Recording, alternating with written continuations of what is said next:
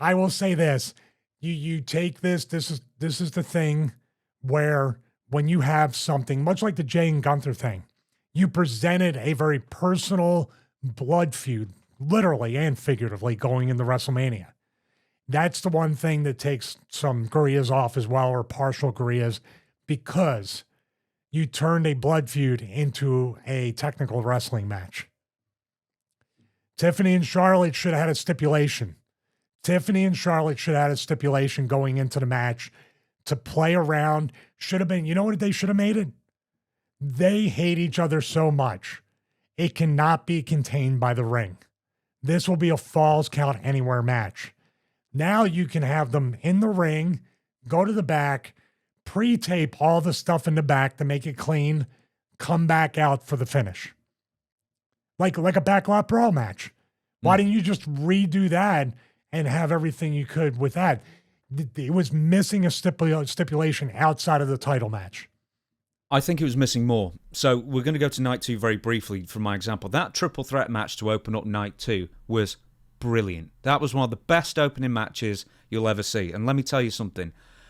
That was everything right that Tiffany and Charlotte was wrong.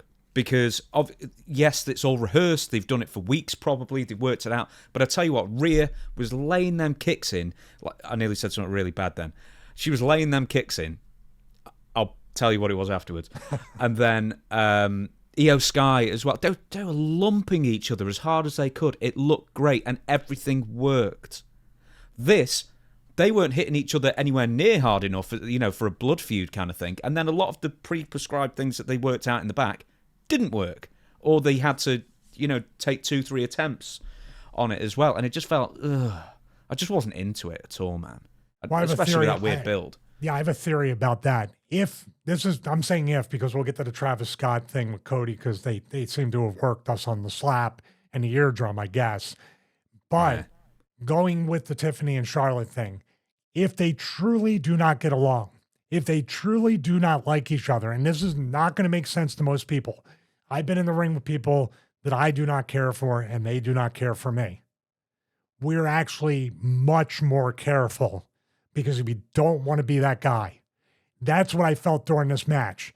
They were being extra cautious, careful, and working because they don't want to be, either one of them be accused of going into business for themselves. And we know that Charlotte has a reputation for that. So she may have been like, I don't know if it was spoken. And like I said, we don't know if they truly do not get along with each other. But I will say this, it seemed like they didn't get along with each other.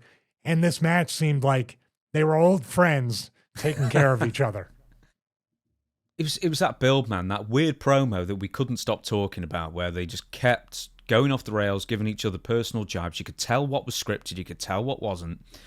And then the next week they do a physical interaction where it's sort of just, for me, I know we talked about it last week, but for me it was just like, oh, well, we know they can work physically together. Pro wrestling. It was a pro wrestling fight.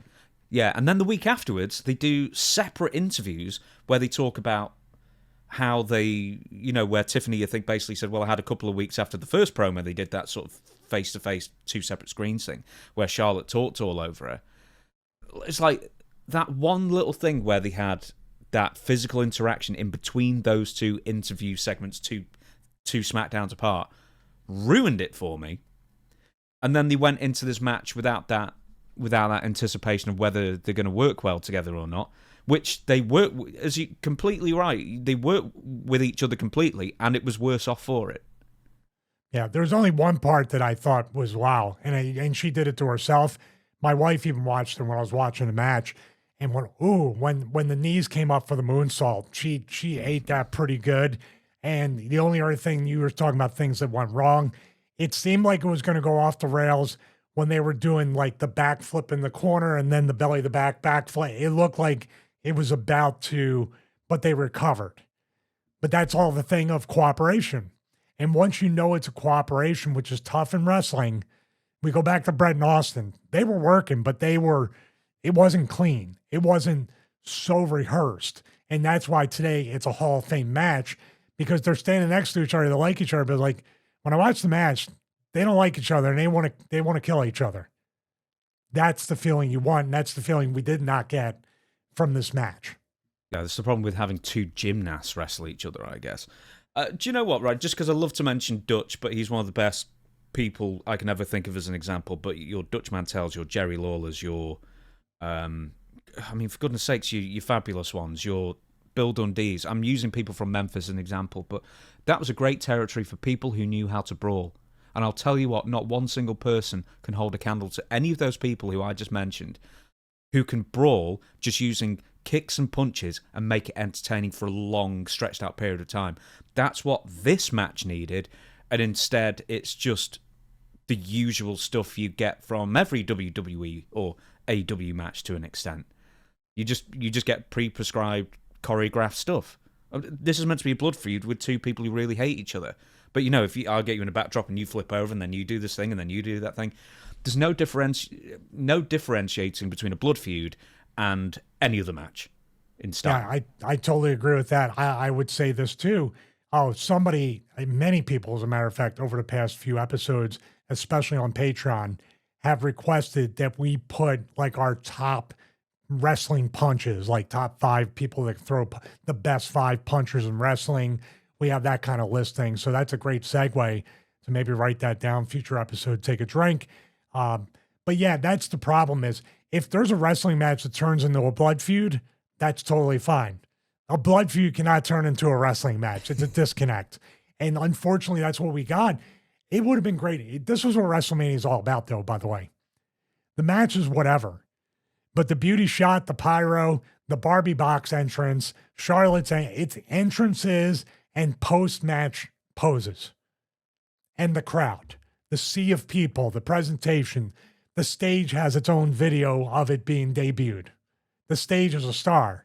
It's a gimmick. It's a character. That's all people care about in the end. This is literally, you can condense this 2 night of WrestleMania down to the highlights they're going to show in B-roll packages for the next year to the next one. That's really all this was for. The moonsault, as you rightly made mention of, where her face ends up in the prettiest moonsault ever. Tiffany does the moonsault and then ends up face first in Charlotte's knee brace. There was a rumor, it was reported, that kind of thing. Yeah, she got a whack on the head, a bit of a hematoma, but it was reported straight afterwards that she chipped or knocked out a tooth, where Tiffany then had to go on Instagram and basically just do this, just to prove that she hadn't knocked out a tooth. She got away with it as well. As far one more thing, actually. Do you remember a few weeks ago, once again, with the interview battle that went off the rails, and they both turned up dressed exactly the same? And then they sort of kind of did it again on Saturday as well. I thought their outfits were very, very similar and very similar shades of pinky, icy blue kind of thing as well. Are they trying to do the twins, like evil twin, good twin stuff, like Michael Knight and Garth Knight? Or do you think they're just 2-for-1 deal at Joanne Fabrics going out of business sale? Or what are we doing? They should be like twins like Danny DeVito and Arnold Schwarzenegger. That would be interesting. But they do look a lot. They do look a lot alike. But that's the whole thing with the story too. They're tell, and not show, don't tell. In other words, they're both saying they're almost exactly alike. That Tiffany was the next Charlotte, but that's, I don't know. It seems like a lot of the same. Like you said, we don't have white hat, black hat. We don't have good guy, bad guy type thing. And when they're wearing the same outfit, and obviously Charlotte is definitely, the fans are turning on Charlotte. Once again, I get back to my point throughout every match. Tiffany's easy because she has the title. What are you going to do with Charlotte? Like as soon as tonight, as we record this, for the Raw or SmackDown after WrestleMania, what are you going to do? How many careers? 2. Hey, you're a career and you're a career. Hey, whatever happened to the murder house?